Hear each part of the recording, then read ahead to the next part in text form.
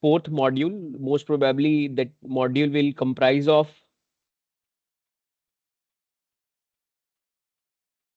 different topics that are not covered in the previous lectures. So our content in the previous three lectures was we started with the basics of what is Excel, then getting started with Excel. Just 1 minute. Then basic spreadsheets operation, that is how the spreadsheet operations are being handled in case of MS Excel. Then in module 2, we started with working with data and formatting. That is very, very important. We will add on to everything which we have already done. I have informed and explained you regarding the ribbons, the various tools, various toolbars, and the tabs that are used in the Excel. Okay, so as and when it will be required, we will just try to elaborate those things. So managing the worksheet, then the page setup. These are some of the basic that we studied in our previous lecture, but some of the topics are also left. So I'm expecting that you join as soon as possible so that we can start. I'm still struggling that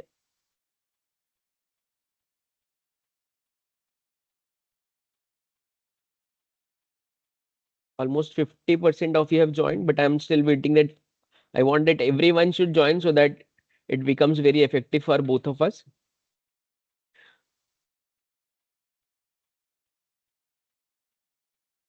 So in the module 3, we have discussed about basic formulas related to the MS Excel, then basic Excel functions. And regarding error handling in formulas, this we could not cover in the last lecture, but I have shared you the content in the form of PDF and MS Word in your WhatsApp groups. So you can see that particular error handling, that is error. And when we will start solving and forming different formulas, जो कि आज हम करने वाले हैं, ठीक है? तो जहां जहां जो error आएगा, I'll tell you and explain you how to omit those errors. What are the troubleshootings that can be done to avoid those errors, and what that error actually means. So various kind of errors that occurs in the MS Excel, वो आज हम discuss करेंगे. So and also we will start with data analysis and visualization. Before starting with the charts and graphs and condition formatting, this sorting and filtering data we have already taken, but I'll take this with the help of example. Today we will be solving one particular example that will cover various effective topics. Take a various effective topics means it will cover if else statements also, if and if or statements also, if statements also. ठीक है? Just try to join as soon as possible. I'm just adding everyone into the lobby. You are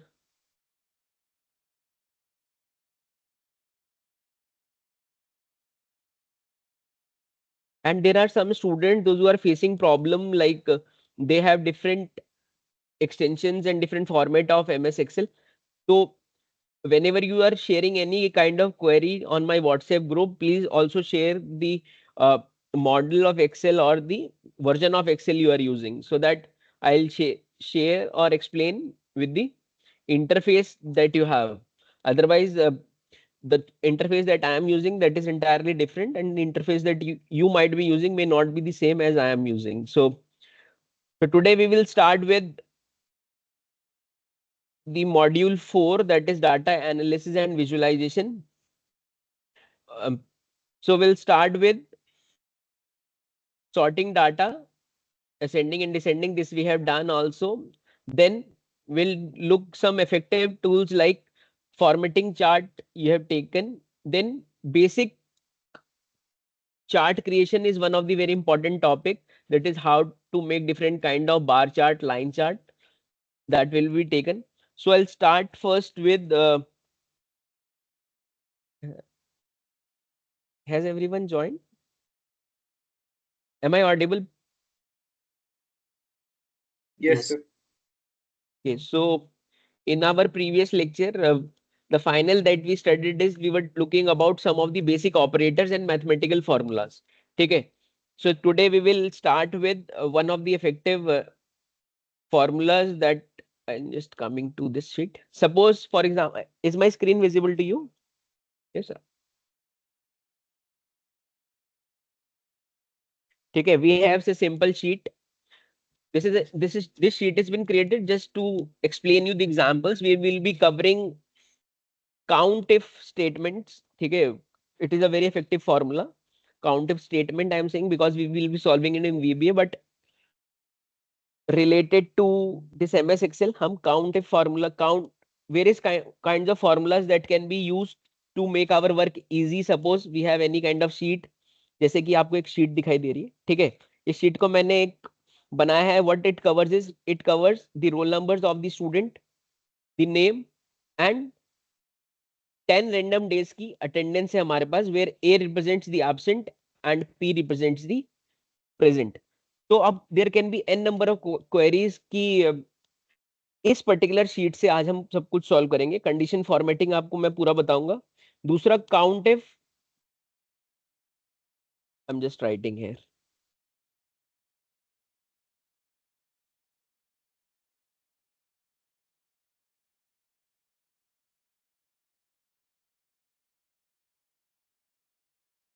ठीक है, we will be covering few important parameters when this kind of table we have. That is, we'll be studying about count function, then count if function, then count a function, or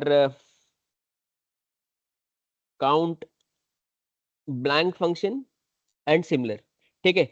So what happens is, suppose, so we are starting for today's session. So it will cover, first of all, we'll cover the count function. Count function is basically used when you want the count count of any number, count of any data that is entered into a Excel sheet. होता क्या है कि suppose you have this kind of sheet where you have the roll number of the students name और आपके पास present absent का data है, और आपको क्या निकालना है कि total number of students those who are absent वो निकालना है, या आपको total number of students those who are present उनका डाटा निकालना है, या फिर आपको ये भी निकालना है साथ में कि उनकी प्रेजेंट की परसेंटेज कितनी है. ठीक है, तो there are an number of ways to calculate all this things.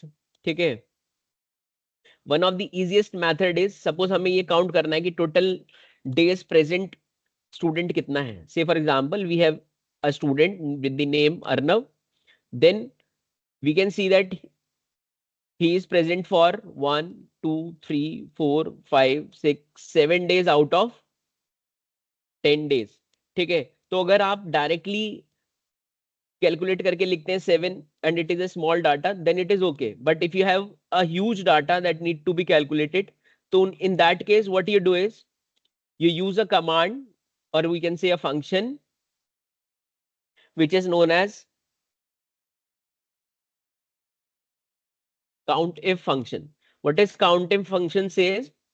It calculates, actually it COUNTIF function is used for the conditioning. अभी मैं आपको कंडीशन फॉर्मेटिंग भी बताऊंगा, लेकिन उससे पहले आप ये समझिए कि कंडीशन हमारे फॉर्मूले की कैसे लगती है.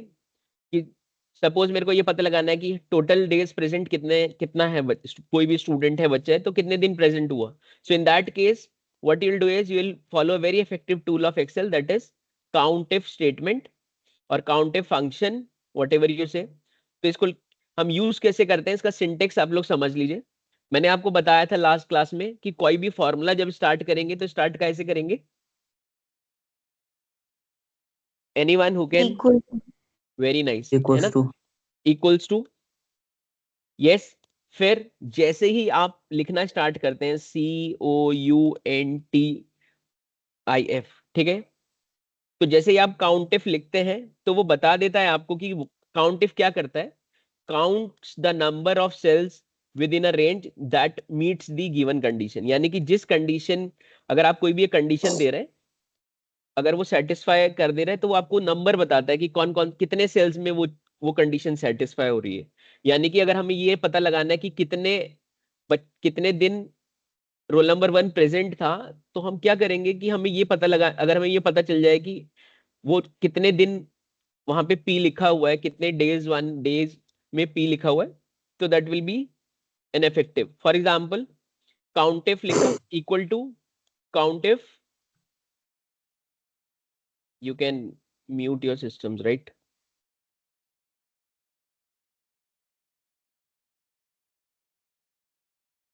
Okay.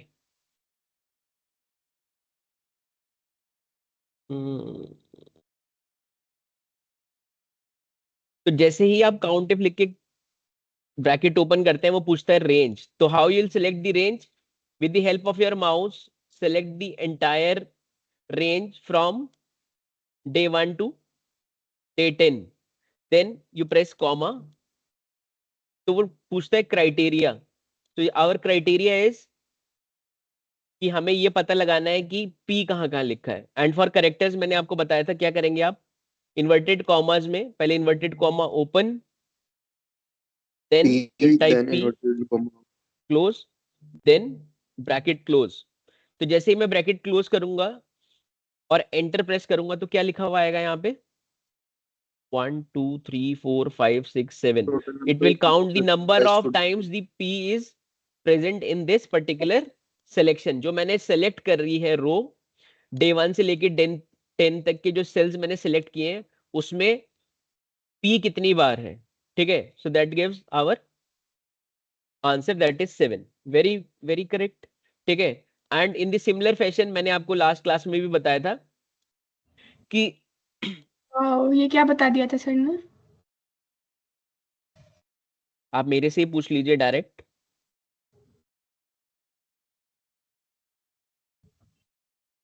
अदिति.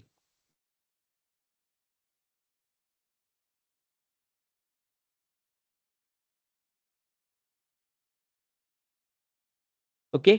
मैं काउंट इफ स्टेटमेंट आप काउंट इफ फंक्शन आपको समझा रहा हूं. काउंट इफ फंक्शन क्या करता है कि अगर आपको कोई भी किसी भी आपके पास एक ह्यूज डाटा है और आपको काउंट करना है कि सपोज फॉर एग्जांपल इसी एक्सेल शीट की बात कर लेते हैं. तो आपको ये काउंट करना है कि नंबर ऑफ डेज कितने में प्रेजेंट हूँ. ठीक है. या कोई भी स्टूडेंट कितने दिन प्रेजेंट है. उस तरीके का डाटा अगर आपको निकालना है तो आप क्या करेंगे कि काउंट इफ स्टेटमेंट लगाते हैं. तो काउंट इफ क्या करेगा कि जहां जहां पे भी पी लिखा हुआ है उस रोल नंबर के आगे वो कैलकुलेट कर देगा. तो इसका सिंटेक्स कैसा होता है हम फिर से कर लेते हैं. सपोज रोल नंबर 2 है. इसके लिए अगर हमें स्टेटमेंट लगाना है equal to COUNTIF count if. तो काउंट इफ स्टेटमेंट जैसे ही आप फंक्शन काउंट इफ स्टेटमेंट और फंक्शन बार बार स्टेटमेंट निकल रहा है मुझसे.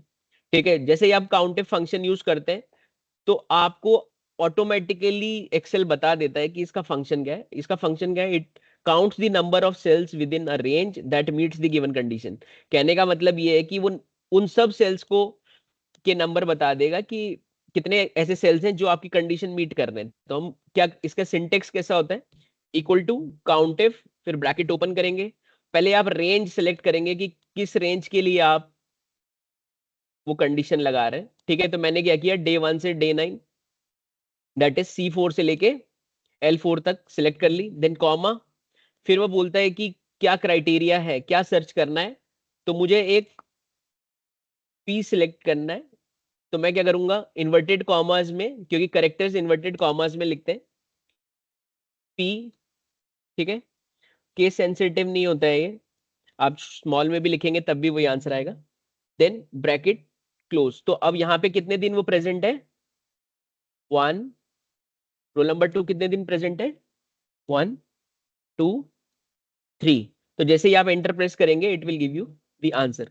अब आपके पास ये तो आपने किसी एक रोल नंबर पे मैंने आपको लास्ट क्लास में भी बताया था कि आप क्या कर सकते हैं करेक्टर कॉपी कर सकते हैं नंबर कॉपी कर सकते हैं फॉर्मूला भी कॉपी कर सकते हैं. तो अब हमें क्या करना है हमने यहाँ पे काउंट इफ लगा दिया. अभी हमें पूरे कितना भी बड़ा कॉलम हो इनफाइनाइट नंबर तक कॉलम हो इनफाइनाइट मतलब जितने भी रोज हैं अगर सेम फॉर्मूला कॉपी करना है तो उसके दो तरीके हैं. एक तरीका आप राइट बॉटम कॉर्नर पे जाइए और उसको ड्रैग कर दीजिए सेम फॉर्मूला कॉपी हो जाएगा. ठीक है. दूसरा तरीका क्या है आप राइट बॉटम कॉर्नर पे जो आपको स्क्वायर पॉइंट दिखाई देता है स्क्वायर पॉइंट जो दिखाई देता है मैं जूम कर देता हूँ. ठीक है. ये जो स्क्वायर पॉइंट दिखाई दे रहा है आपको आप यहाँ पे अपने कर्सर को ले जाके डबल क्लिक करेंगे तो भी आपका फॉर्मूला पूरे में कॉपी हो जाएगा. ठीक है. तो this is very effective. Yes, yes. I have one question, sir. Sir, those who are blank columns, then what will answer? Very effective. मैं सारी चीजों पे आ रहा हूँ एक एक करके. Like here you have 3 Okay, sir. Blank columns, है ना?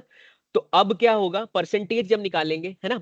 आप यही सोच रहे होंगे कि जिसने क्लास ही नहीं की है तो उसकी परसेंटेज निकालेंगे. तो सपोज रोल नंबर 1 की अगर हम परसेंटेज निकाल रहे हैं तो it should be calculated from total days present, यानी कि 7. It should be divided by 10. But whereas अगर अवनी नौटियाल का केस लेंगे, दैट इज रोल नंबर 2 का केस लेंगे, तो he was present on 3 days, but the blank says suppose these are not applicable. ठीक है, ब्लैंक को मैं नॉट एप्लीकेबल मान लेता हूं. अभी मैं कंडीशन फॉर्मेटिंग से आपको नॉट एप्लीकेबल भी. अच्छा, दूसरी चीज, ब्लैंक को अगर भरना है ना, आपने डाइवर्ट कर दिया. ब्लैंक को अगर भरना है तो इसको एक बार में कैसे भर सकते हैं हम? आपको काउंट इफ स्टेटमेंट समझ आ गया अभी, है ना? कि वो ये काउंट कर रहा है कि कितने दिन हम, अगर मुझे केवल पी काउंट करना है तो इक्वल टू कंडीशन. कंडीशन क्या थी मेरी? पहले आप सेल सेलेक्ट करेंगे कि कितने सेल तक वो कंडीशन चलनी, देन कंडीशन क्या थी कि पी होना चाहिए, तो इट काउंट पी. अगर आपको केवल ब्लैंक सेल्स कैलकुलेट करने, अब देखो इतने पूरे में कितने ब्लैंक सेल्स हैं, कोई कैलकुलेट करके बताओ तो. How much time you take, देखते हैं जल्दी जल्दी. How many blank cells are here?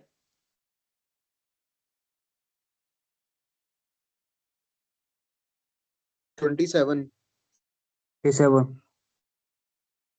ठीक है, number of blank cells are 27. 27. But using MS Excel अगर आपको एक बार में सिलेक्ट करना हो कि कितने ब्लैंक सेल्स हैं, इसको क्रॉस चेक कर लेते हैं. तो what is the formula? The formula is equal to COUNT BLANK. ठीक है,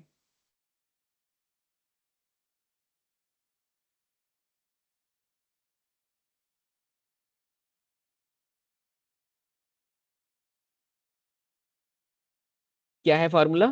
इक्वल टू COUNT BLANK. जैसे ही आप काउंट ब्लैंक टाइप करते हैं, क्या बोलता है? It counts the number of empty cells in a specified range of cells. तो काउंट क्या करेगा? जो भी आप सिलेक्शन करेंगे उसमें कितने ब्लैंक सेल्स है वो बता देगा. तो इसका सिंटेक्स कैसा होता है इस फॉर्मूला का? Equal to count blank bracket open. तो वो रेंज पूछ रहा है, तो मैंने क्या किया, यहां से लेके माउस की हेल्प से पूरी रेंज सेलेक्ट कर ली. Then bracket close, enter. You can see, yes,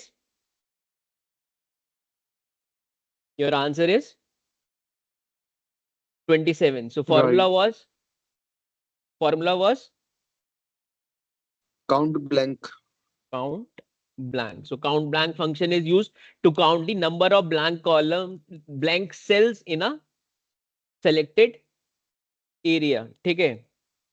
Another is, ये तो आपने काउंट कर लिया कि कंडीशन लगाई तो काउंट इफ लगा दिया, आपने प्रेजेंट कैलकुलेट कर लिए. ब्लैंक कितने थे, ब्लैंक भी आपने काउंट कर लिए.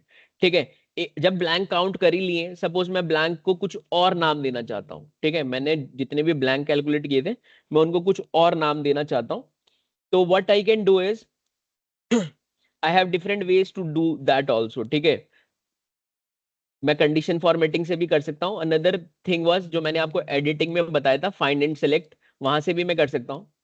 One of the easiest ways, if you are with me, देख लीजिए, बट आई अनडू दिस. ठीक है, मैं खाली समझाने के लिए बता रहा हूँ. What will do is, in your home tab, zoom करके दिखा देता हूँ. आप पहले होम टैब पे आएंगे. Then in the home tab you have this editing tool bar. Editing tool bar में आपका एक टूल होता है फाइंड एंड सेलेक्ट, जो कि लेंस की तरह दिखाई देता है. आप जैसे इस पे क्लिक करेंगे, you have an number of options. आप जाएंगे गो टू स्पेशल पे. तो जैसे ही आप गो टू स्पेशल पे क्लिक करेंगे, ठीक है, तो आपके पास एक,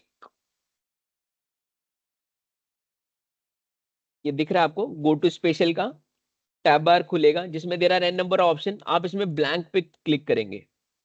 तो जैसे ही आप ब्लैंक पे क्लिक करेंगे, it will give you the number of blank cells in a selected column. तो इसको करने का तरीका क्या होता है, पहले आप सेलेक्ट कर लीजिए, ठीक है। अगर हम इतना स्पेसिफिक कर रहे हैं, पूरे वर्कशीट पे नहीं कर रहे हैं, केवल एक स्पेसिफिक एरिया में आप कर रहे हैं, तो आप क्या करेंगे, go to special, then select blank, then okay.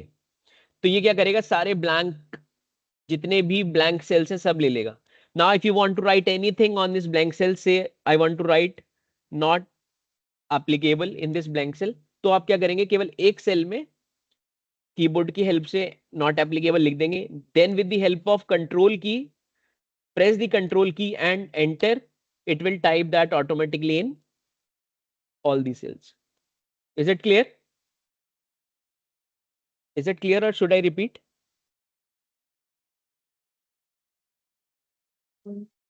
Is it clear? Okay, Rahul, thank you. So आपको ये समझ आ गया कि मेरे को ब्लैंक सेल फिल कैसे करने है ना। ब्लैंक सेल फिल करने का सबसे आसान तरीका मैंने आपको बता दिया।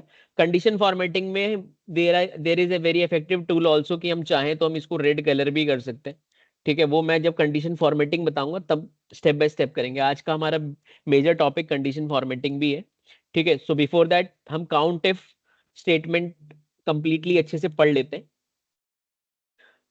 तो what is count if, you are clear. What is count blank, that is also clear. Another is, इसको मैं फिर से अंडू कर देता हूं, ठीक है। Now our next is COUNT, count A. What is count A? Count A counts all the filled cells in the selected portion. अभी जैसे ये पर्टिकुलर सेल है ना, अगर मेरे को ये देखना है कि इसमें से फिल्ड कितने हैं, तो कैसे पता करेंगे, आप बता सकते हैं हाउ मेनी आर फिल्ड। चलिए इस रो की बात कर लेते हैं, इस रो में फिल्ड कितने हैं।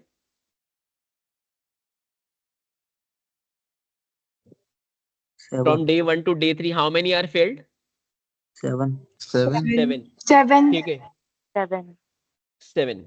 तो आपको ये नंबर, और how many are empty, free. तो काउंट ए स्टेटमेंट क्या कहता है, इसका पहले सिंटेक्स बता देता हूं इस फंक्शन का। आप क्या करते हैं, equal to COUNT A type करते हैं। तो जैसे ही काउंट ए टाइप करेंगे, ये बता देता है ऑटोमेटिकली कि what it do is it counts the number of cells in the range that are not empty, ठीक है। तो फिल्ड सेल्स के बारे में बता देता है। तो हमने क्या किया, सपोज ये पर्टिकुलर एक रो ले ली जिसमें there were 3 empty out of 10, तो कितने फील्ड है, 7। तो परसेंटेज निकालने में काउंट ए स्टेटमेंट अगर हमें लगाना है, ठीक है, तो हम कैसे निकाल पाएंगे, परसेंटेज निकालने के लिए अब आप मेरी बात समझ गए होंगे, ठीक है। पहले अगर हमें परसेंटेज निकालना था तो हम कैसे निकालते, सपोज परसेंट निकालना है कि कितने परसेंटेज आप प्रेजेंट है ना, आपकी प्रेजेंट परसेंटेज कितनी है।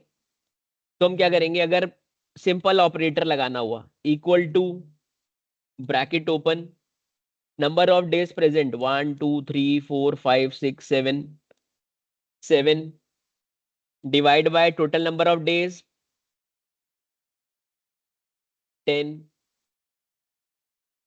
Bracket close, then multiply by 100। Yes, एक तरीका ये हो गया। लेकिन अब क्या है, यहां पे तो आपने 10 से कर दिया, लेकिन अगर आप इसको स्क्रॉल करेंगे तो आपने फॉर्मूला कॉपी नहीं किया है, आपने क्या किया, एक्सटेंशन कॉपी कर दिया। तो क्या करेगा वो, आपको आंसर नहीं देगा। अनदर थिंग इज, सपोज आपने 7 की जगह नंबर ऑफ डेज प्रेजेंट ले लिया। आपने क्या किया, फिर से मैं लिख देता हूं कि मैंने क्या किया, 7 की जगह ये वाला सेल ले लिया कि इस सेल में जो वैल्यू है वो आ जाए, एंटर कर दिया, फिर फॉर्मूला कॉपी कर दिया, ये आंसर देने लग गया। लेकिन फिर आप लोग आएंगे, है ना, as a student you will come that sir मेरी अटेंडेंस तो नॉट एप्लीकेबल डेज में भी है, the days I was not available in the college, reason कुछ कुड बी एनीथिंग, है ना, कि ये तो मेरे सैंक्शन लीव्स थे, तो my attendance should be count from 7 days। तो उस केस में मेरे को क्या करना पड़ेगा, क्या फॉर्मूला बनेगा मेरा?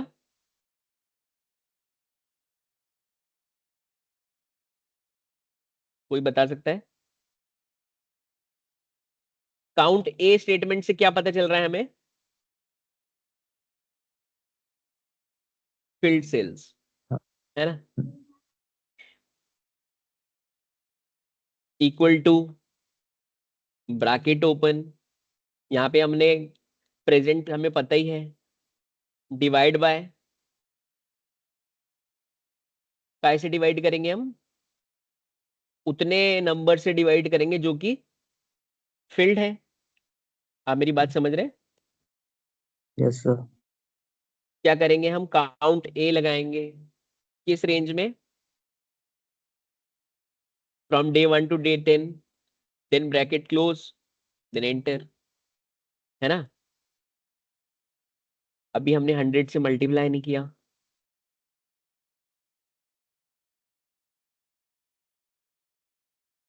मल्टीप्लाई बाय 100, है ना। अब क्या होगा? अभी आपने क्या किया कि जितने नंबर ऑफ डेज आप आए थे अपॉन उन दिनों को कैलकुलेट किया है, दैट जिन डेज पे अटेंडेंस लगी थी आपकी, है ना, चाहे आप प्रेजेंट थे या एब्सेंट थे, उन डेज पे आपकी अटेंडेंस लगी थी। तो जब आप इसको कॉपी पेस्ट फॉर्मूले को ड्रैग करेंगे तो वो आपको एग्जैक्ट परसेंटेज दे देगा, where the denominators are very different. Here denominator will be 7, here denominator will be 8 क्योंकि दो ब्लैंक है, हेयर डिनोमिनेटर विल बी 8 क्योंकि दो ब्लैंक है ना। आप देख रहे हैं अटेंडेंस टोटल प्रेजेंट 8 है, 100% दे दे रहा है, लेकिन यहाँ पे टोटल प्रेजेंट रोल नंबर 13 की देखिए आप, टोटल प्रेजेंट 80 है लेकिन 80% है। यहाँ पे टोटल प्रेजेंट 8 है, अटेंडेंस कितनी है? 100%। वाई? क्योंकि हमने ब्लैंक सेल्स को कंसिडर नहीं किया है। तो हाउ काउंट इफ स्टेटमेंट क्या करती है? हमें वो काउंट देती है जो हमारी कंडीशन सेटिस्फाइड करता है। काउंट ब्लैंक क्या करता है? Total number of blanks calculate कर देता है। काउंट ए क्या कैलकुलेट करता है? Total number of filled cells calculate कर देता है, ठीक है। और अगर आपको सपोज जहां जहां मैंने पी लिखा हुआ है, कुछ प्लेसेस पे मैंने सपोज 1 लिख दिया, 2 लिख दिया, 3 लिख दिया, ठीक है, मैं इसको, ठीक है, अब क्या कर रहा हूं मैं? मुझे कैलकुलेट करना है कि इसमें से नंबर्स कितने हैं, ठीक है। कहीं पे आपके वर्ड्स लिखे हैं, कहीं पे पी लिखे हैं, कहीं पे नंबर लिखे हैं। तो इन 10 सेल्स में नंबर कितने हैं? For that you have a command known as count. Count क्या करती है? नंबर्स कैलकुलेट करती है। इसका सिंटेक्स कैसा है इस फंक्शन का? इक्वल टू काउंट, जैसे काउंट लिखेंगे फिर से आ गया, count the number of cells in the range that contains number, bracket open. अब यहां से लेके पूरा यहां तक कि, पहले यहां से लेके यहां तक कैलकुलेट कर लेते हैं, ठीक है। कितने नंबर्स हैं, कितने सेल्स में नंबर लिखे हैं? 3। 3, है ना। Very clear, very clear. Yes sir. Yes so sir. You are clear with the count if, count blank. ये आप, I just give you 2 minutes time, आप एक बार, अगर those are sitting on the system, just try to practice count if, count blank, count A and count number. किसी को कोई doubt हो तो मेरे से पूछिए। काउंट ए वापस रिपीट कर दो। हाँ ठीक है, ठीक है।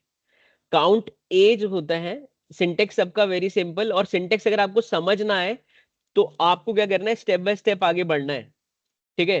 काउंट ए क्या करता है? आपको ये बताता है कि आपके जितने भी सेल्स हैं उसमें से भरे हुए सेल्स कितने हैं, किन में कुछ ना कुछ लिखा हुआ है, चाहे वो नंबर है चाहे वो वर्ड्स है, ठीक है,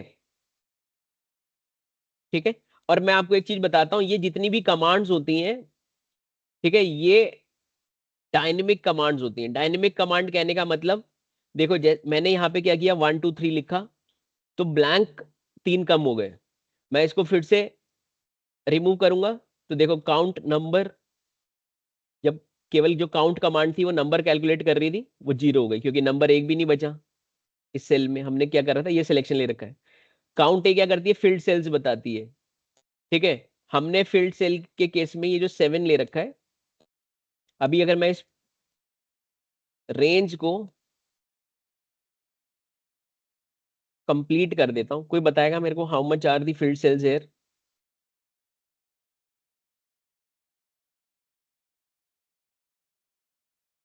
10. नहीं नहीं, फ्रॉम हेयर टिल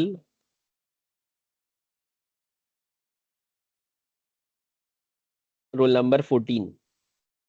73.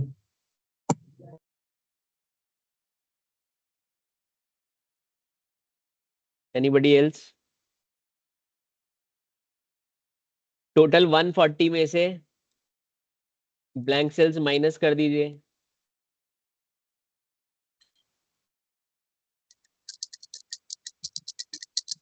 12. Sorry. 113. 100 112. आपके ब्लैंक सेल्स कितने हैं? 28। 140 minus. Very nice, 140 minus 28 directly. तो मैं आपको बता देता हूँ फास्ट फास्ट। काउंटिव स्टेटमेंट हमारी यूज होती है जब आप कोई भी कंडीशन सेटिस्फाई कराने चाहते हैं एक ग्रुप ऑफ सिलेक्शन में। ठीक है, उसका सिंटेक्स कैसा होता है?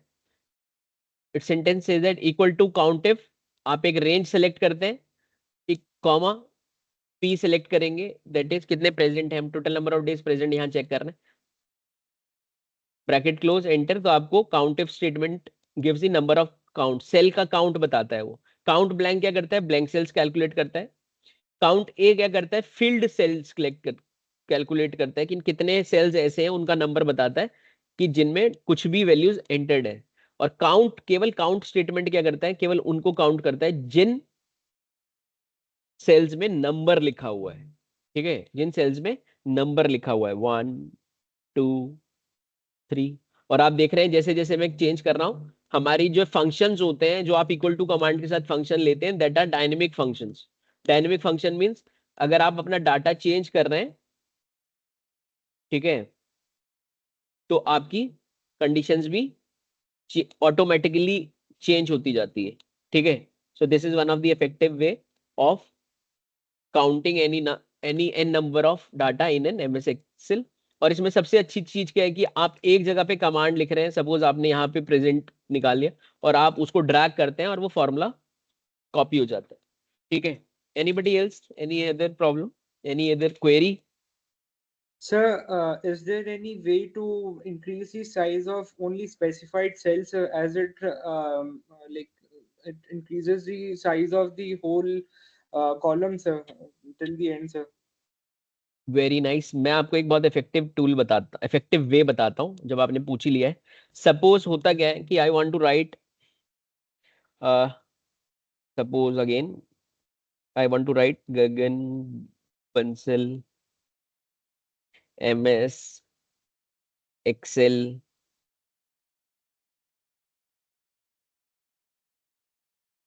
कोर्स, जो भी आपको लिखना है। ठीक है, मैं इसको थोड़ा सा बड़ा कर देता हूँ। ठीक है, अब मैंने क्या किया कि मैंने यहाँ पे लिखा हुआ और मैंने इसको डबल क्लिक किया और ये इसने सिलेक्शन ले लिया। ठीक है, अब क्या है कि सपोज मेरे को यही चीज इसी सेल मेरे को फिर क्या है, नीचे सपोज कुछ किसी और का नाम लिखा हुआ है, XYZ MS एक्सेल। ठीक है, और मैं चाहता हूं कि आप मेरे साथ है ना, आपको मेरी आवाज आ रही है? Yes, sir. ठीक है, मैं चाहता हूं कि मैं जो भी लिखूं इसी सेल में लिखूं। ठीक है, लेकिन अगर कुछ भी लिखना है, मैं एंटर करूंगा तो वो नेक्स्ट सेल में आ जाता है। मैंने उस दिन भी आपको बताया था कि अगर आप टैब दबाते हैं तो वो लेफ्ट Merge. राइट जाता है ना। और जैसे ही आप एंटर दबाएंगे तो वो नेक्स्ट में जाता है। बट अगर मेरे को मल्टीपल लाइंस लिखनी है, मैं चाहता हूं कि मैंने जो लिखा है उसके अलावा मैं जो कुछ भी लिखूं इसी सेल में लिखूं। ठीक है, मैं जो कुछ भी लिखूं इसी सेल में लिखूं। वो कैसे हो पाता है, like I have done in various places. इस तरीके से अगर मुझे बनाना है कि एक ही सेल, देख रहे हैं, cell number is F3, F3 दिख रहा है आपको? सर मैं चाहता हूं कि इस इंटरसेक्शन, ठीक है, कि मेरा जो भी डाट जितने भी मेरी लाइंस हैं वो एक ही सेल में आए। पर in that case we have a very effective way of writing. ये आप लोग समझ लीजिए कि आपको क्या करना है कि आप जो कुछ भी लिख रहे हैं, ठीक है, आप जो कुछ भी लिख रहे हैं आप लिखिए, ठीक है। और आपको अगर सेम सेल में लाइन चेंज करनी है तो आपको एंटर नहीं दबाना है, आपको ऑल्ट प्लस एंटर दबाना है। आपको क्या करना है, कीबोर्ड से ऑल्ट की प्रेस करनी है, उसके साथ आपको एंटर प्रेस करना है, ठीक है। Then it will follow the next line on the same cell, ठीक है, clear? Sir, but sir, like my question was that, sir, like if sir one person is working on only the one worksheets or one workbook, sir, like the question is that, sir, like unnecessary, sir, it like the user have to like change the size of the cell every time if he wants to like change like if he wants to give the column a like a longer name, sir. So like every time he have to do the like drag the cell of the M's of the alphabet M's or anything. So like my question is that is there any way if the entry is on 52 cell and it is on M column, sir, like is there any way, sir, only that specific cell is extended, the size of is extended, sir? Yes yes, that is also very easily done. मैं आपको बता देता हूँ। Suppose से for example अभी क्या होगा कि मैंने कोई भी एक शीट ले लेता हूँ, ठीक है, इसी शीट की बात कर लेते हैं, है ना, इसी शीट की बात कर लेते हैं। Sure. अभी मैंने आपको एक टूल बताया था लास्ट क्लास में, ठीक है, कि सपोज आपकी जो टॉप हेडिंग है आप चाहते हो कि वो सेंटर में आए, और जैसे ये सेंटर में आ रही है ना, सेंटर में आ रही है, दिख रहा है आपको? Yes, sir. बट एक चीज आपने ऑब्जर्व नहीं की होगी कि मैंने जो सेलेक्ट कर रखा है, ये जो डाटा लिखा हुआ है mastering MS Excel by doctor Gagan Bansal, ये जो लाइन लिखी है ये केवल A1 सेल में लिखी हुई है। Sure. अगर आपको B1 में कुछ और लिखना है तो you can write there whatsoever you want, ठीक है। कहने का मतलब ये है, जो आप पूछ रहे हैं इसको मैं बड़े आसानी तरीके से बता देता हूँ। अलाइनमेंट दिख रहा है आपको? Alignment Sure. अभी क्या होता है, बाय डिफॉल्ट जो लोग मैक्सिमम लोग क्या करते हैं, हेडिंग जब देते हैं तो वो लोग क्या करते हैं, इसको यूज करते हैं। मैं इसको जूम करके दिखा देता हूं आपको, ठीक है। Maximum people what they do is they use this merge and center command. Merge और सेंटर कमांड में क्या होता है, तब, I think so it merges the group ठीक है, of cells. आप, हाँ, अभी क्या है, मेरे को सपोज मेरा डाटा जो है एन तक आ रहा है, ठीक है, ए से लेके एन तक आ रहा है, तो मैं चाहता हूँ कि ये बीच में रहे, तो मैं क्या करूंगा, इसको पूरे को सिलेक्ट करूंगा टिल एन और इसको मर्ज इन सेंटर कर देता हूँ। लेकिन उसके बाद क्या होता है, सपोज मेरे को सी कॉलम सिलेक्ट करना है केवल, तो जब मैं सिलेक्ट करूंगा ना तो वहां पे कमांड्स नहीं, बहुत सारे फॉर्मूलाज नहीं लग पाएंगे। रीजन इज, से फॉर एग्जांपल मेरे को फिल्टर लगाना है, ठीक है, A to Z, वो एरर देगा आपको बहुत बार, कि रीजन इज आपने जो है एक सेल को जो है मर्ज कर रखा है और वो इंटरमीडिएट सेल की तरह काम नहीं कर रहा। अगर आपको डी पे जाना है तो आप डी पे जा नहीं सकते, D1 पे आप नहीं जा पाएंगे, ई पे नहीं जा पाएंगे। तो इसके लिए एक बहुत अच्छा तरीका होता है, ठीक है। आपको क्या करना है, मैं जूम करके दिखा देता हूँ, तो it is been diverting from the topic but very important. आपको क्या करना है, अलाइनमेंट टूल बार में अलाइनमेंट सेटिंग्स पे जाना है, ठीक है। और अलाइनमेंट सेटिंग्स में हॉरिजॉन्टल जहां लिखा हुआ है, ठीक है, आपको क्या करना है, अलाइनमेंट टैब पे आना है। अलाइनमेंट टैब पे आने के बाद आपको यहाँ पे जहां जनरल लिखा है इसकी जगह आपको करना है सेंटर अक्रॉस सिलेक्शन, ठीक है। सेंटर अक्रॉस सिलेक्शन जैसे ही आप क्लिक करेंगे और ओके कर देंगे तो होगा क्या, आपका टेक्स्ट तो सेंटर पे आ जाएगा, लेकिन ये केवल सेल A1 के अंदर है। देखिए आप, mastering MS Excel by doctor Gagan Bansal, केवल मैं जो यहाँ सिलेक्ट कर रहा हूँ, मैंने आपको उस दिन भी बताया था कि वो फॉर्मूला बार में दिखता है। तो अगर मेरे को B1 सिलेक्ट करना है तो B1 भी सिलेक्ट हो जाएगा। ऐसे ही मेरे को N सिलेक्ट करना है तो N भी सेपरेटली सिलेक्ट हो जाएगा। Clear? Sir right sir. So आपको कैसे क्या करना होता है, अलाइनमेंट की सेटिंग्स में जाके you have different kind of alignments that can be done. ठीक है, और ये अलाइनमेंट जब आप पूछ ही रहे हैं तो ये अलाइनमेंट टेक्स्ट की भी हो जाती है। सपोज मैं चाहता हूं कि ये मेरे जितने भी डेज लिखे हुए हैं ये वर्टिकल हो जाए, so in that case either you can follow this orientation. तो ओरिएंटेशन में you can do the way you want. मैं चाहता हूं कि रोटेट हो जाए, दिख रहे हैं आपको, सर सर है ना? और रोटेशन की आप क्लॉकवाइज एंटी क्लॉकवाइज के अलावा एक स्पेसिफिक डायरेक्शन में भी कर सकते हैं, जो कि यहाँ पे आप देख सकते हैं। ठीक है, तो आप एक स्पेसिफिक डिग्री ऑफ एंगल पे चाहें तो वहां पे भी आप कर सकते हैं। ठीक है, right sir. Okay. So coming next to wait, clear? Right sir, understood तो sir. This is clear. Another, मैंने आपको ये तो बता ही दिया है कि कैसे हम ब्लैंक सेल को फिल करते हैं, एक बार फिर से बता देता हूँ। ठीक है, हम क्या करेंगे, एडिटिंग पे आएंगे। ये जो हम पहले होम टैब के अंदर,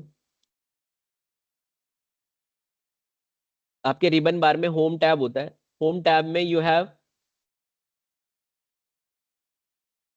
find and select. In find and select you have go to special, then in go to special you have blank, then select OK।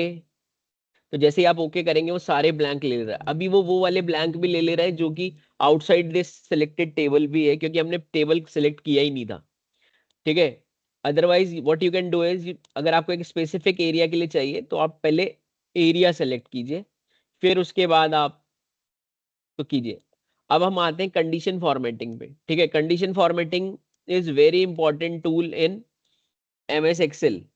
Condition formatting, जैसा कि मैं आपसे डे वन से बोल रहा हूँ कि आप एक्सेल में कुछ भी कर सकते हैं। तो कुछ भी कहने का मतलब, कुछ ऐसी चीजें भी हम इफेक्टिवली लर्न करेंगे जो कि आपके काम के टाइम कंजम्पशन को रिड्यूस कर दे। तो उसमें एक बहुत इफेक्टिव टूल होता है कंडीशन फॉर्मेटिंग। कंडीशन फॉर्मेटिंग के साथ सबसे अच्छी बात क्या है कि you can do an number of conditions. आप जो सोच सकते हैं आप वो कंडीशंस लगा सकते हैं। मैं अभी आपके इस पर्टिकुलर टेबल को डेकोरेटिव करने की कोशिश करता हूँ। ठीक है, शॉर्ट कर लेते हैं।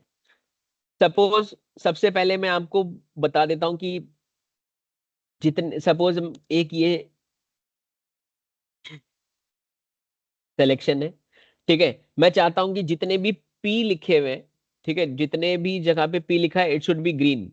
तो कंडीशन फॉर्मेटिंग में जाएंगे तो वो सबसे पहला टैब होता है, that is highlighting cell rules.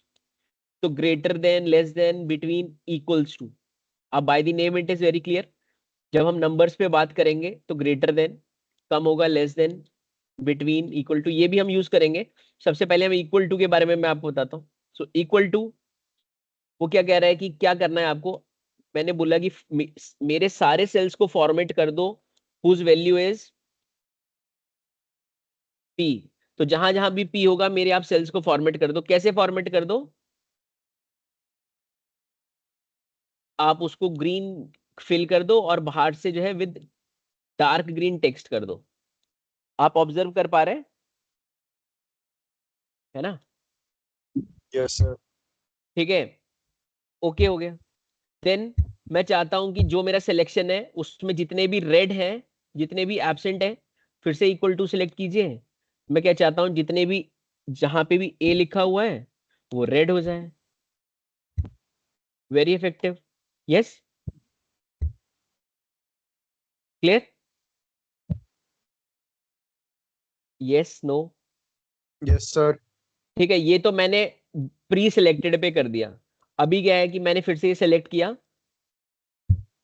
Highlight sales पे गया, इक्वल टू, अगेन सपोज मैं पी के लिए कर रहा हूं जो कि पहले से सिलेक्टेड था। ठीक है, आप अपने हिसाब से कस्टम भी कर सकते हैं फॉर्मेट। आप चाहते हैं कि जहां जहां भी पी लिखा है वो बोल्ड हो जाए, है ना, उसका साइज कुछ भी हो जाए, सपोज 14, ठीक है, फॉन्ट आपके हिसाब से हो जाए, और वो ग्रीन इस वाले ग्रीन कलर से फिल हो जाए, और उसके बॉर्डर्स जो है वो चेंज हो जाए, फॉन्ट जो है वो आपके हिसाब से चेंज हो जाए। So whatever changes you want to make, colour जो है ऑटोमेटिक कर लीजिए, या फिर कलर से सपोज ब्लैक ही रहे, आप ओके करेंगे। ठीक है, तो मैंने क्या किया, तो ये आप फॉर्मेटिंग कंडीशनिंग भी कर सकते हैं। ठीक है, अब जैसे कि सपोज मैं जो मेरा डाटा आया था इस पे अब लगाता हूँ, पहले मैं इसमें से क्या करता हूँ, सारे कलर्स को और सारी कंडीशंस को रिमूव कर देता हूँ। ठीक है, मेरे पास ये डाटा है where total number of days uh sir student was present, वो लिखा सर हुआ है। आप हाँ बोलिए। इसमें कंडीशनल फॉर मतलब जो कलर्स और ये थे तो इसको डायरेक्ट रिमूव करने का शॉर्टकट की क्या है? इसको अगर आपको रिमूव करना है तो बस सिलेक्शन तो आप कीजिए। इस ठीक है, प्रेजेंट में किया। आप क्लियर रूल्स कर देंगे, सारे रूल्स क्लियर हो जाएंगे, अच्छा अच्छा अच्छा, ठीक है। है ना। ठीक है, यस सर। अगर आपको कोई सारे रूल्स क्लियर करने हैं तो बस आपको क्या करना है, जहां से भी रूल्स क्लियर करने हैं। अच्छा, इसमें भी ये दो बातें पूछता है, व्हेन यू सिलेक्ट, आपको क्या करना है, फिर से सिलेक्ट करना है, कंडीशन फॉर्मेटिंग में जाना है। आप क्लियर रूल्स करेंगे तो वो पूछ लेता है आपको कि पूरी शीट पे जितने भी रूल्स लगे हुए हैं सबको क्लियर करना क्या सेलेक्टेड सेल? है ना। Clear rules from entire sheet, या फिर clear rules from selected cells. तो सिलेक्ट करेंगे तो सिलेक्टेड सेल से जाएगा, और पूरे आपको सारी फॉर्मेटिंग कंडीशनिंग हटानी है तो सारी conditions can also be remove from any sheet. Clear? Okay, अब क्या है, सपोज मैंने, ये मेरा सिलेक्शन है जहां पे कि total days student was present करना है, तो मैं यहाँ पे कंडीशन फॉर्मेटिंग लगाता हूँ। पहले क्या है, ग्रेटर देन, मैं चाहता हूं कि जो भी ग्रेटर देन 6 है वो सब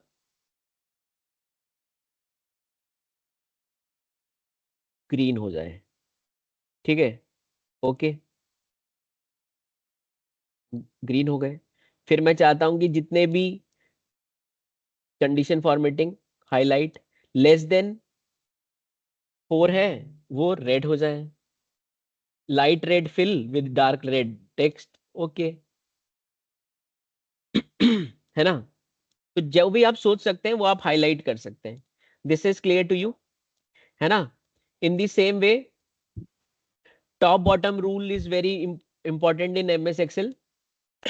तो आप क्या कर सकते हैं, सपोज मेरे पास अगर ह्यूज डाटा है, ये तो मेरे पास अभी 14 स्टूडेंट्स का रोल डाटा है, अगर आपके पास बड़ा डाटा है तो आप क्या कर सकते हैं, कोई भी कंडीशन लगा सकते हैं, टॉप 10%, 10 को आप 20, 30, 50 कुछ भी कर सकते हैं, मोर रूल्स आप अपने हिसाब से, below average, above average, below 10%, कुछ भी। Another very important tool was the data bar. Data bar में क्या होता है कि based on the number it extends, and say for example अगर मैं इस पर्टिकुलर जो मैंने एग्जांपल आपको दिया है इस सिलेक्शन को यूज करता हूं, यहां से मैं पहले क्या करता हूं, बाकी कंडीशंस हटा देता हूं। ठीक है, अब मैं इसको डाटा बार की फॉर्म में यूज कर रहा हूं। Data bar is also very important, जो कि आपको बता देता है कि सपोज 5, 6, 7 दिया है तो ये बार की फॉर्म में बताएगा कि 5 बड़ा है या 6 बड़ा है, 7 बड़ा है, तो उनको इक्वल रेशियो में डिवाइड करके शो करता है। सिंपलेस्ट दिखा देता हूं कि आपको केवल डाटा बार में जाना है, डाटा सेलेक्ट करने के बाद, ठीक है, और क्लिक करना है, तो ये क्या करेगा, आपको सब बता देता है। 7, अगर सपोज ये एम सेल है, इसमें from the starting till and if it is showing it is 100, जैसे इसमें जो सबसे मैक्सिमम होगा उसको वो 100% की तरह कैलकुलेट करेगा। यहाँ पे सबसे मैक्सिमम क्या है, 8 है, अभी केवल नंबर्स की बात हो रही है। ठीक है, तो 8 को उसने क्या कर रखा है, कंप्लीट फिल कर रखा है। तो 7 उससे छोटा, 5 उससे छोटा, 4 उससे छोटा, 3, तो इसको डिस्क्रिप्टिव फॉर्म में, जो कि अभी हम थोड़ी देर में पढ़ेंगे, that is related to our charts.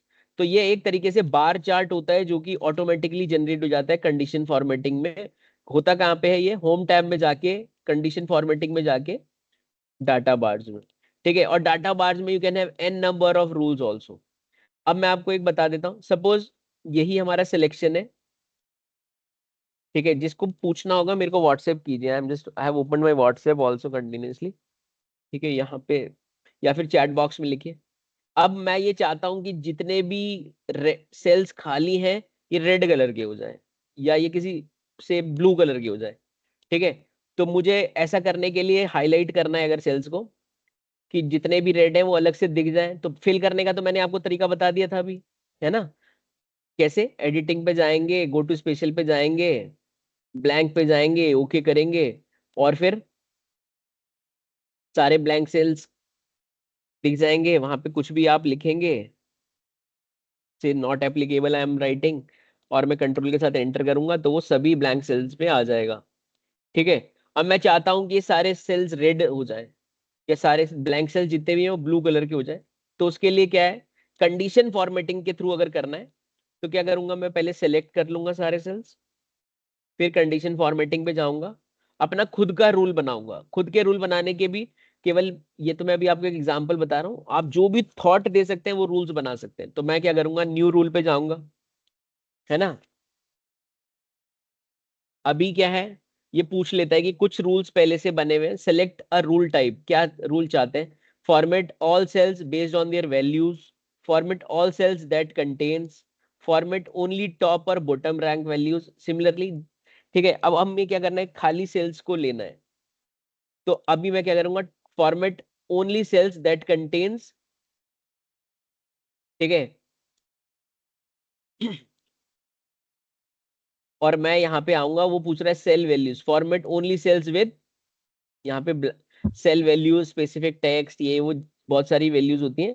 तो मैंने लिख दिया ब्लैंक। तो वो बोल रहा है कि ब्लैंक जो होगा उसको आप क्या करना चाहते हो, प्रीव्यू ऐसा दिख रहा है।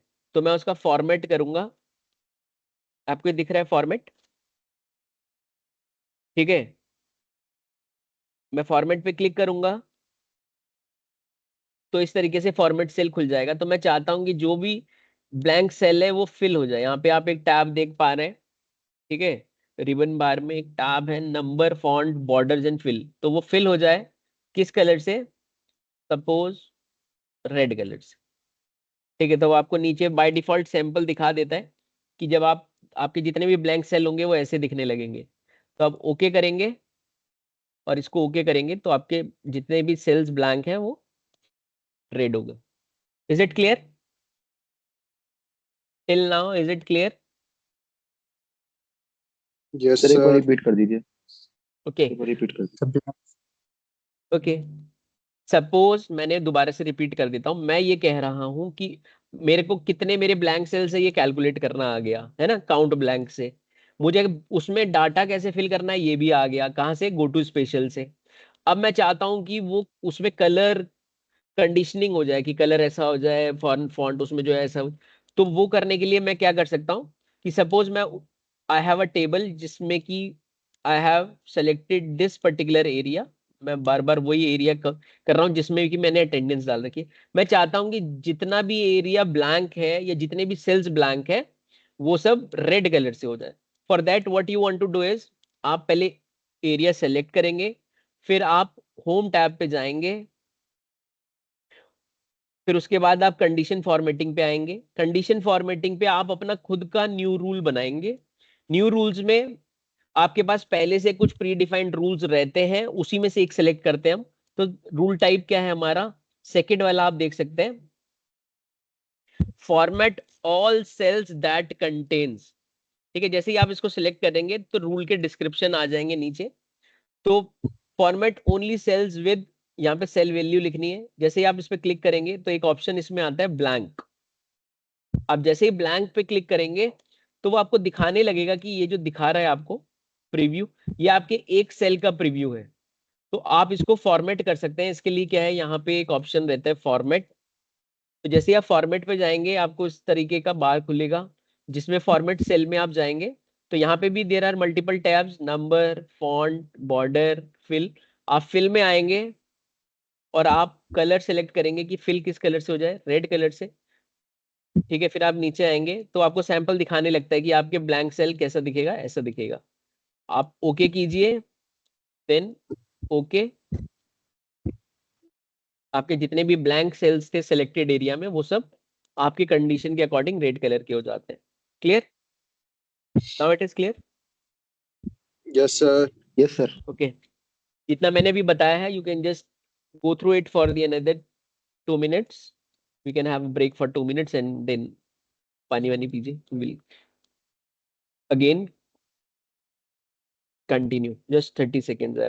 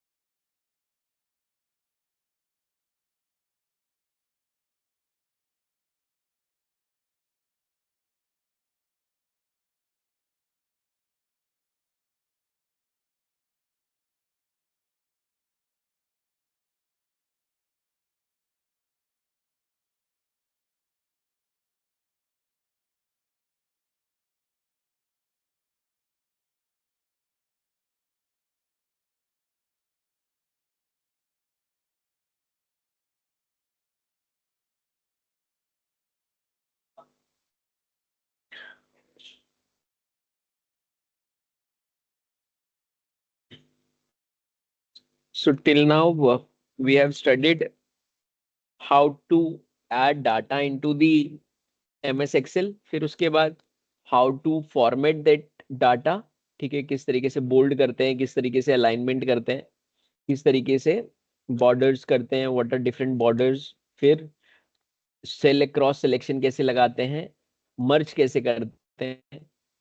Then we have studied various number systems. अभी मैं आपको कैलकुलेशन में अलग अलग यूनिट्स के नंबर सिस्टम्स मैंने बताया नहीं है, that I will be telling you, that is also very important. Number के डेसिमल प्लेसेस को कैसे करते हैं, we have just seen it. Condition formatting में मैंने आपको हाईलाइट सेल्स बताया, टॉप बॉटम सेल्स बताया, डाटा बार्स बताया। Scales are also of the similar kind, it is use to grade. जैसे कि अभी ये बार्स में आ रहा है वो बाय डिफॉल्ट स्केल में आ जाता है, जो कि कलर ग्रेडियंट देता है। आप सिलेक्ट कर सकते हैं कि रेड कलर ये जो शो कर रहा है या व्हाइट कलर जो शो कर रहा है, ब्लू कलर क्या शो कर रहा है, तो that kind of gradients can be done. Another very important is the icon set also. ठीक है, आप अपने खुद के न्यू रूल्स बना सकते हैं, और न्यू रूल्स को कैसे एडिट करना है that is also very important. ठीक है, अभी हमने इस पर्टिकुलर सिलेक्शन में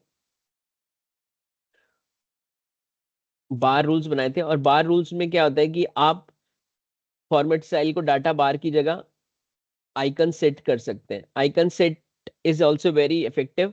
इसमें क्या होता है कि सपोज मैं ऐसा बोलूं, am I audible? Yes, sir. तो मैं Yes, आपको sir. बता रहा था कि आइकन बार ये सब एक तरीके से एस्थेटिक्स इंप्रूव करने के लिए होता है, ठीक है।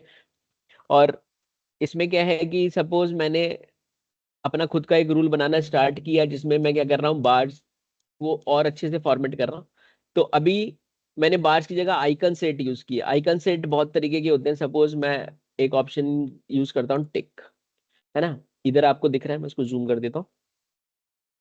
एक आइकन आपको दिख रहा है टिक, एक आपको दिख रहा है से क्रॉस, ठीक है, और एक आपको दिख रहा है कुछ भी, कि जैसा है सपोज वैसे ही, ठीक है। तो आप क्या करेंगे कि कंडीशन लगाएंगे, when value is greater than equal to से 5, तो ऐसे ऑप्शन आए, ठीक है। When value is less than 3 but greater than equal to 5, तो ये आए। अदरवाइज ये आए, ठीक है। तो आप जैसे ही ओके करेंगे, आप ओके कर दीजिए, तो क्या हुआ, जैसा कि मेरा पहले से था, जो जो 5 से ज्यादा है वहां वहां टिक लिखा आ गया, जो 3 से कम है वहां क्रॉस हो गया। और ये मैंने आपको बताया ही है, ये डायनेमिक होता है। सपोज ये 8 की जगह अगर मैं यहाँ पे फॉर्मूला हटा के 6 लिख देता हूँ, है ना, सॉरी 4 लिख देता हूँ। सर्कल काय के लिए सिलेक्ट किया था हमने,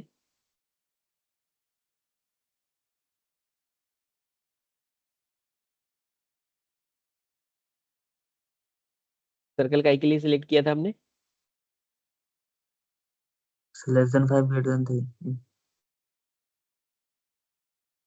ठीक है, मैंने एक रेंज सिलेक्ट करी। सपोज मैं अगर ऐसा बोल रहा हूँ कि जो भी 7 से ज्यादा है वो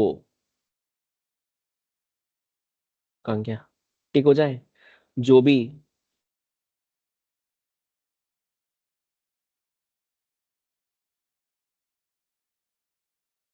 से 1 से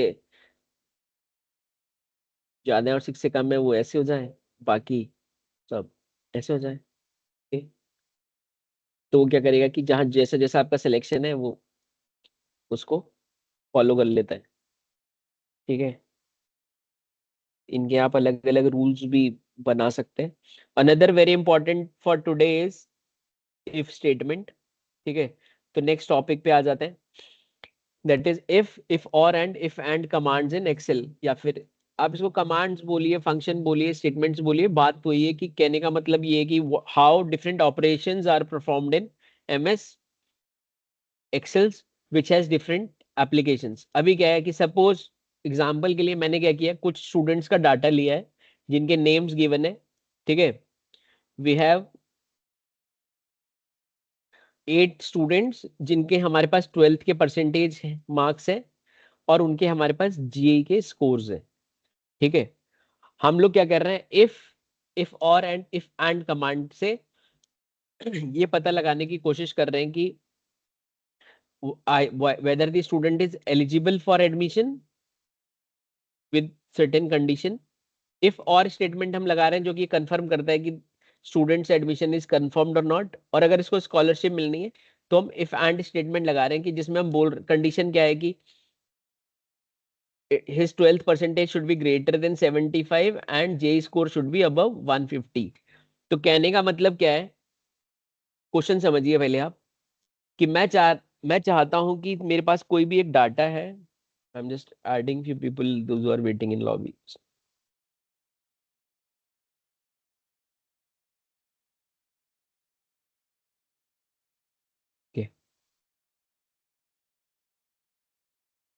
ठीक है, मेरे पास एक डाटा है जिसमें कि मैं चाहता हूं कि वो स्टूडेंट्स को एलिजिबल या नॉट एलिजिबल दिखाए जिनकी परसेंटेज 60 से ज्यादा है। तो यहाँ पे आप देख सकते हैं 12th की परसेंटेज में 60 से ज्यादा किनकी है, कंडीशन फॉर्मेटिंग लगा लेते हैं, हाईलाइट,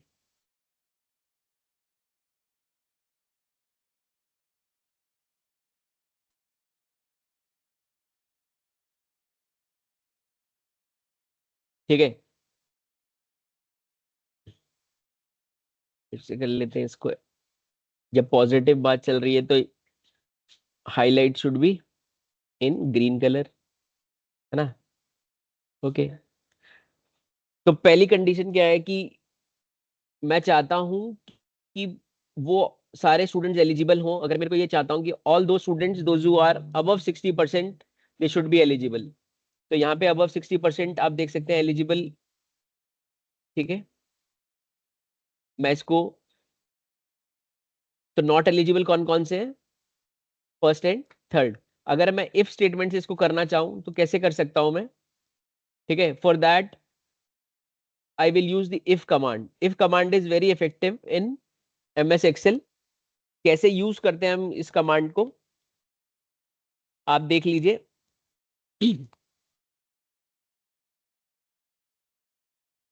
इसको मैं पहले हटा देता हूं। ठीक है, कैसे यूज करते हैं? सबसे पहले मैंने आपको बताया कोई भी फंक्शन जब स्टार्ट करते हैं will type equal to, yes, then if if. जैसे हम इफ लिखेंगे वो बताना शुरू कर देता है कि क्या करता है if. It checks whether the condition is met. वो देखता है कि कंडीशन, आप एक कंडीशन इनपुट करने की कोशिश करेंगे तो वो ये चेक करता है कि कंडीशन सेटिस्फाइड हुई।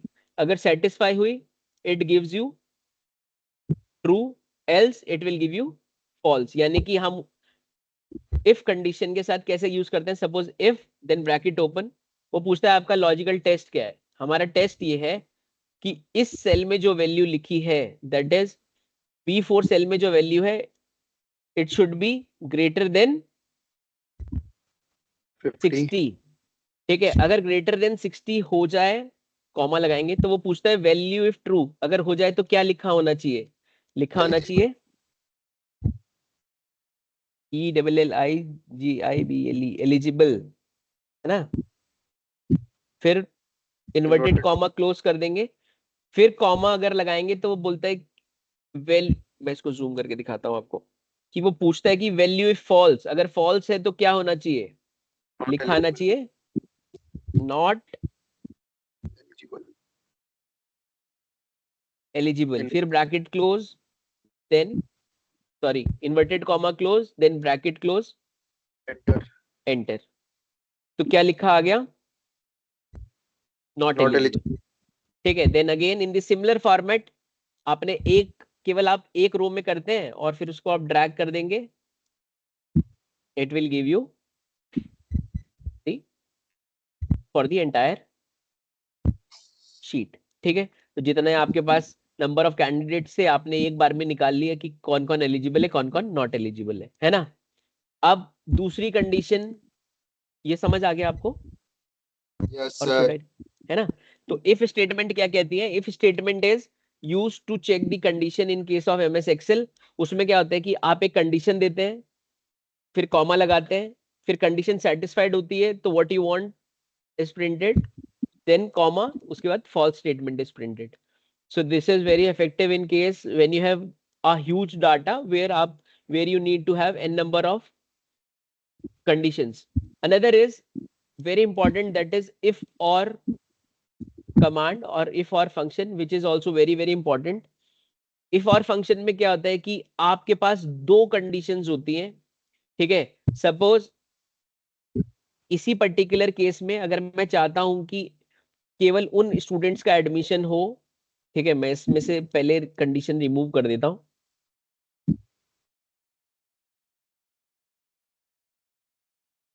अभी रिमूव नहीं करता हूं, सेकेंड कंडीशन दिखाता हूं कि क्या चाह रहा हूं कि 12th percentage is greater then 75। तो यहाँ पे 12th परसेंटेज जो है वो कंडीशन लगा दीजिए ग्रेटर देन 75। मैं ये केवल आपको हाईलाइट इसलिए करके दे रहा हूं कि ताकि आपको समझ आ जाए। ठीक है, अभी हम क्या चाह रहे हैं कि उन स्टूडेंट्स का एडमिशन कंफर्म हो जाए जिनके या तो 12th में परसेंटेज 75 हो या फिर उनका जो जे स्कोर हो ग्रेटर देन 100 हो। तो यहाँ पे एक और लगा के देख लेते हैं, ये केवल मैं अपनी इजीनेस के लिए कर रहा हूँ ये। ठीक है, ओके। तो यानी कि ऐसे स्टूडेंट्स जिनका ये कोई भी एक कंडीशन सेटिस्फाई हो रही हो, ठीक है,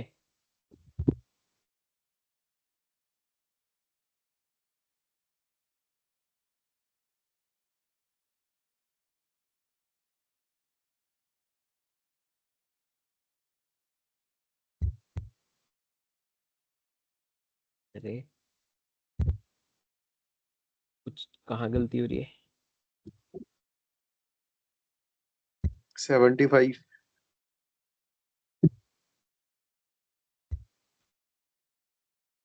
ठीक है,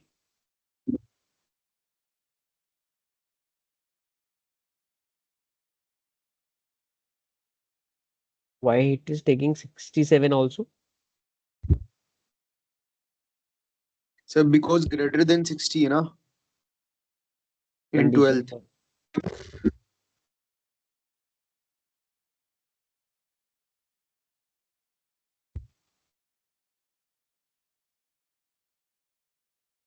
सर अच्छा अच्छा अच्छा अच्छा, जो आपने पहली इफ वाली, वाला बताया था पहले उसमें ग्रेटर देन 60।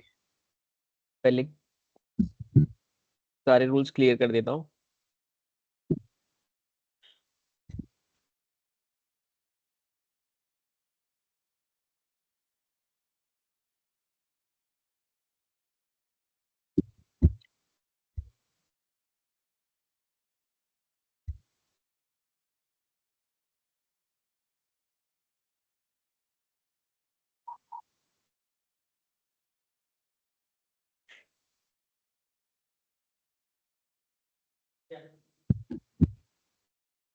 ठीक है, तो मैंने क्या किया, वो सेलेक्ट कर लिए, हाईलाइट कर लिए जो कि जिनके 12th में मार्क्स 75 से ज्यादा है, ठीक है, तो किन के नहीं है, इन तीन के नहीं है।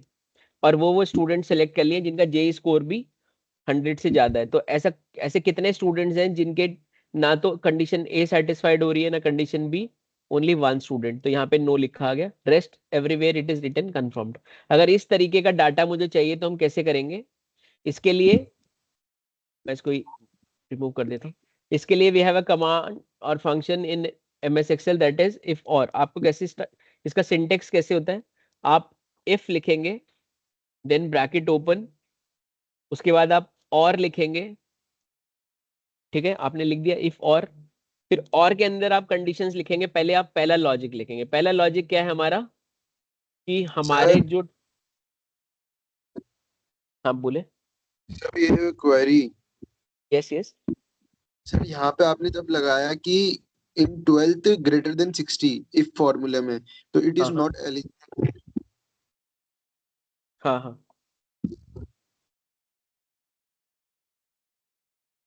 हाँ यहाँ पे आपने क्राइटेरिया लिया ग्रेटर देन 75, हाँ, फिर इन 67 इट इज नॉट एलिजिबल ना। यहाँ यहाँ हाँ इफ वाले काउंट में। अभी क्या है, मैं, आप क्वेरी नहीं समझे, मैं फिर से बताता हूँ कि मेरा कहने का मतलब क्या है कि सपोज कोई भी स्टूडेंट, कुछ नंबर ऑफ स्टूडेंट्स हैं, उनके कुछ मार्क्स आए हैं 12th में, जिनकी परसेंटेज यहाँ लिखी हुई है और उनका जेई स्कोर ये लिखा हुआ है, ठीक है। अब हम सीख रहे हैं कि how if function and if और function and if and function is used. If function में क्या होता है कि हम ये सेलेक्ट करते हैं कि whether our condition is met और नॉट। अगर कंडीशन मेट करती है तो हम कुछ ट्रू इनपुट देते हैं, फिर कुछ, अगर कंडीशन नहीं मेट करती है तो क्या होना चाहिए वो टाइप करते हैं। तो हमारी कंडीशन क्या थी कि यहाँ पे पहले केस में हमने कंडीशन ले रखी है, this is separate condition. D में जो आपको दिख रहा है दिस इज वन कंडीशन, कि मैं चाहता हूं कि जब 12th के मार्क, ऐसे स्टूडेंट जिनके 12th की परसेंटेज 60 से ज्यादा हो वो एलिजिबल दिखे, और जिनकी 12th की परसेंटेज 60 से कम हो वो नॉट एलिजिबल दिखे। तो इस तरीके के कितने स्टूडेंट्स थे जिनकी 12th की परसेंटेज 60 से कम थी, 1 2, तो उन दोनों के आगे नॉट एलिजिबल लिखा आ गया, बाकी सबके आगे eligible. Now we are taking another condition, मैं इसको हाइड कर दे रहा हूं, आपको कंफ्यूज नहीं होना है। एक दूसरी कंडीशन है, जब मैं ये बताना चाह रहा हूं कि अगर किसी का एडमिशन कंफर्म होना है तो उसके कंडीशंस क्या होंगे, कि या एक तो उसके 12th में परसेंटेज 75 से ज्यादा होने चाहिए, या फिर जेई का स्कोर 100 से ज्यादा होना चाहिए, ठीक है। तो 75 से ज्यादा होने वाले कितने स्टूडेंट्स हैं, सपोज 1 2 3 4 5, ठीक है।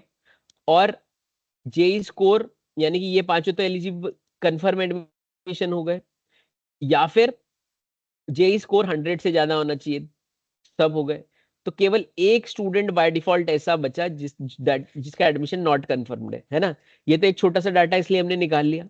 लेकिन आपको अगर बहुत सारा डाटा है जिसमें इफ और स्टेटमेंट इज यूज्ड, कि जो कि आपका ट्रू वैल्यू देगा जब कोई एक भी कंडीशन सेटिस्फाई हो जाएगी।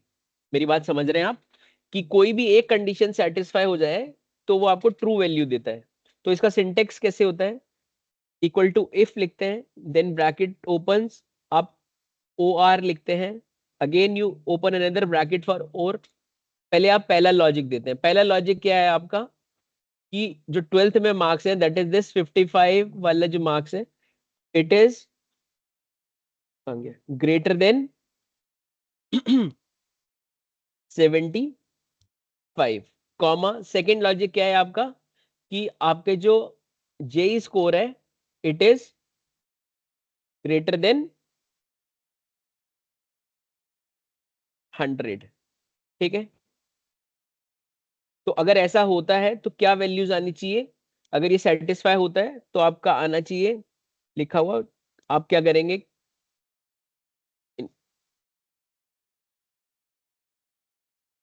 इन्वर्टेड कॉमा ऑन करेंगे और लिखेंगे कंफर्म्ड। अगर आपकी कंडीशन दोनों मैच करती है तो कंफर्म्ड होना चाहिए, अदरवाइज क्या लिखाना चाहिए, नॉट कंफर्म्ड, ठीक है। इंटर, ठीक है। तो हम सेम उसको नीचे तक ड्रैग करेंगे।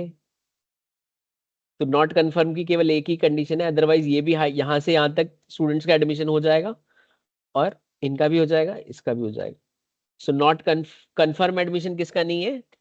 इस तरीके से डाटा निकालना। इफ और statement is basically used when you have an number of logics, और उनमें से कोई एक भी सेटिस्फाइड होता है तो आपको ट्रू आउटपुट देता है, अदरवाइज फॉल्स आउटपुट देता है, ठीक है। Now next third one is if and statement, that is also very important, इसको भी हाइड कर देते हैं। Where if and statement is used, if and statement कब यूज होती है, जब दोनों कंडीशंस आपकी सेटिस्फाई हो जाएं, तब वो आपको ट्रू आंसर देगा, अदरवाइज वो आपको फॉल्स आंसर देगा। यानी कि तब वो आपकी कंडीशन सेटिस्फाइड मानेगा, अदरवाइज नहीं मानेगा। से फॉर एग्जांपल, मैं फिर से इसमें से सारी फॉर्मेटिंग क्लियर कर देता हूं, ठीक है।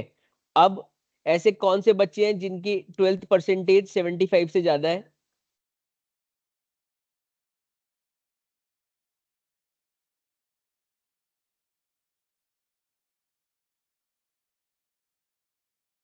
सपोज मैं इनको ग्रीन कर ले रहा हूं, ठीक है। और ऐसे कौन से स्टूडेंट्स हैं जिनका स्कोर जो है 50 से 150 से ज्यादा है, केवल एक। तो यानी कि ऐसे कितने स्टूडेंट्स हैं जो दोनों कंडीशन सेटिस्फाई कर रहे हैं, केवल एक स्टूडेंट है, बाकी नहीं है। तो अगर ऐसे कंडीशन हो जिसमें आप चाहते हैं कि सारी कंडीशन सेटिस्फाइड हो, उसके लिए हम कौन सी कमांड यूज करते हैं, एंड कमांड, ठीक है। तो इसका सिंटेक्स कैसे होता है, मैं इसको डिलीट कर देता हूं। सिंटेक्स कैसे होता है, again equal to if bracket open A and D and, इसको थोड़ा जूम कर देता हूं मैं, ठीक है। फिर अनदर ब्रैकेट ओपन, वो पूछता है पहला लॉजिक क्या है, पहला लॉजिक है आपका कि marks greater than how much 75, comma. Second logic है, आप इसमें कितने भी लॉजिक दे सकते हैं, ठीक है, कॉमा लगा लगा के। सेकेंड लॉजिक क्या है, कि आपका JEE score should be greater than 150, bracket close कर दिया आपने, एंड स्टेटमेंट क्लोज कर दी। तो वो पूछ रहा है कि कॉमा लगाइए। वो बोल रहा है अगर आपकी ये कंडीशन सेटिस्फाई हो जाती है तो आप क्या टाइप करना चाहते हैं या आप क्या आउटपुट में चाहते हैं। आप आउटपुट में भी एक और कैलकुलेशन कर सकते हैं, ठीक है। अभी हम चाहते हैं कि जिनकी भी ये कंडीशन सेटिस्फाइड हो जाए उनके आगे लिखा है कि yes scholarship should be granted. तो कैसे करेंगे, इन्वर्टेड कॉमा ओपन यस फिर क्लोज, फिर ब्रैकेट क्लोज कर दोगे, सॉरी कॉमा लगाएंगे, फिर वो पूछेगा अगर फॉल्स हो तो क्या लिखा है, फॉल्स हो तो नो लिखा हुआ आ जाए, ठीक है। और आप क्लोज कर देंगे। तो आप जैसे ही एंटर प्रेस करेंगे तो ये लिखाएगा नो। नो क्यों, क्योंकि इसके पहली बात तो इनके तो 12th के परसेंट भी 75 से कम थे, है ना। ये इन तीनों का तो वैसे ही एडमिशन नहीं होना था। फिर इधर 12th की परसेंटेज 75 से ज्यादा है लेकिन मार्क्स 150 से कम है। तो केवल एक ही स्टूडेंट ऐसा था जिसके हैं।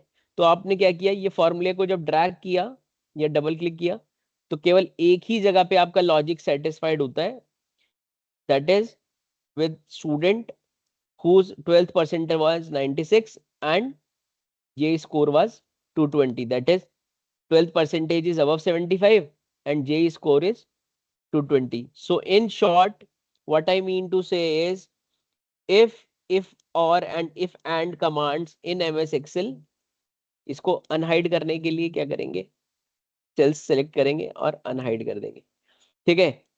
In case of MS Excel, if or and if and commands are very helpful, and these commands are used when you have a single condition or the condition you need to follow. तो आप केवल if command देते हैं।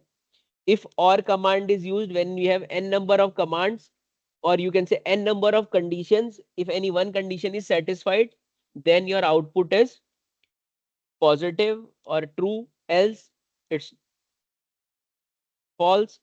और if and condition is used जब आपके बहुत सारे लॉजिक्स होते हैं और सारे लॉजिक शुड बी सेटिस्फाइड, तभी वो आपको ट्रू आउटपुट देगा, अदरवाइज वो फॉल्स आउटपुट देगा। तो अगर कोई भी एक कंडीशन सेटिस्फाई हो जाए from the number of conditions और आपका ट्रू आउटपुट चाहिए तो आप इफ और कमांड यूज करेंगे। अगर आप चाहते हैं कि आपका ट्रू वैल्यू वो हो जो जिसमें सारी कंडीशन सेटिस्फाइड हो जाए तो आप इफ एंड कमांड यूज करेंगे। Hope it is very clear.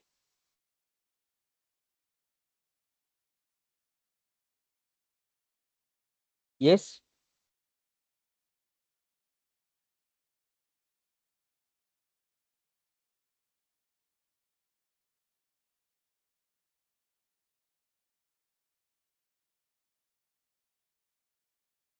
Is anyone having any doubt? Sir, can we imply the true condition if sir if there's the true condition is not written by the users or not inputted, sir, so will it result in one, sir? Number one.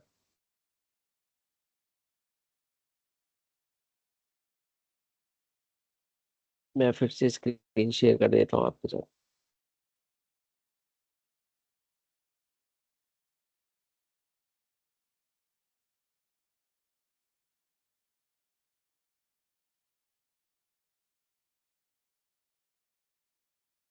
Your question is, suppose if I am getting it correct, your question is suppose मैं यहाँ पे एक condition लिखता हूँ after if, फिर मैंने एक logic दिया, है ना।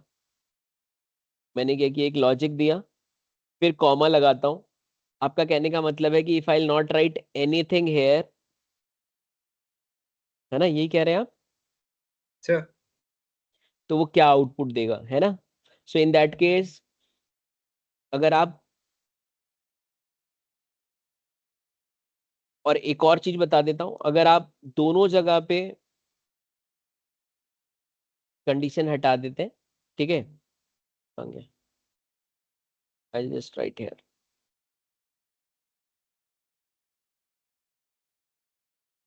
आप दोनों जगह से कंडीशन हटा देते हैं, ठीक है, तो it will give you 0 means nothing. और अगर आप ट्रू कंडीशन में 1 लिख देते हैं ठीक है, और फॉर कहाँ गया, अगर आप ट्रू कंडीशन में 1 लिख देते हैं, ठीक है, तो वो आपको जहां जहां आपकी कंडीशन सेटिस्फाइड हो रही है वहां 1 लिखना है। लेकिन अगर आपको कोई करेक्टर लिखना है, अभी हम चाह रहे थे कि एलिजिबल नॉट एलिजिबल लिखा है, तब हम उसको कोट्स में लिखते हैं, ठीक है। So, but so like I have tried this given data set right now. So, but like I have like removed the first condition of yes, like after entering the value, so like it results in the second condition sir, of no, sir. So, like, sir, what should we do, sir? I'm not getting exactly what you're saying. Sir, sir, I आपने have removed हाँ yes, sir. I'm repeating again, sir. Like I हाँ, have removed the first condition of 1, sir. And in the cell number 7, sir, it is showing the result AAA, sir.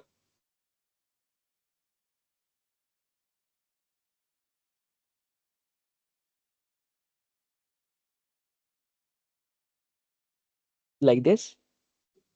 Sir, so like sir, in this like couldn't conclude that sir, like that the false condition is like showing the no part in the if and, sir. Yes, yes. But uh, in the seventh column where it is showing now, sir, yes, sir, it is showing the same part no, sir, for each copied part, sir. Like, what is the reason for this, sir? This one. Yes, on the if and, sir, on the if and. This one. Yes, sir. आपके में यहाँ no दिखा रहा है? Yes, sir, I've removed the characters yes, sir, and like sir, मैंने ये इसमें character yes मैंने हटाया, sir, and ये sir no हाँ show कर रहा है, sir, output में. आपने यस वाले कॉलम की जगह क्या लिखा है? ये ब्लैंक भी कर सकते हैं आप इसको ब्लैंक भी कर सकते हैं, जैसे मैंने ब्लैंक किया है। ये देखिए, आप मैं जूम करके दिखाता हूँ। अगर आपको ब्लैंक करना है तो आपको इन्वर्टेड कॉमर्स में द सिंटेक्स इज दैट पहले आप लॉजिक लिखते हैं, ठीक है, दिस इज योर लॉजिक। मैं इसको आपको थोड़ा और लैप कट कर देता हूं, ठीक है। सिंटेक्स में क्या होता है कि पहले आप लॉजिक लिखते हैं, फिर कॉमा, फिर अगर लॉजिक सेटिस्फाइड हो जाए तो क्या आना चाहिए, ठीक है। Because sir, like मैंने से ये like two conditions तो डाली हैं, sir, but sir first condition में totally blank रखा है, sir, like double quotes भी मैंने इसमें use नहीं किया, sir, so sir replicate हो रहा है no, sir, output में.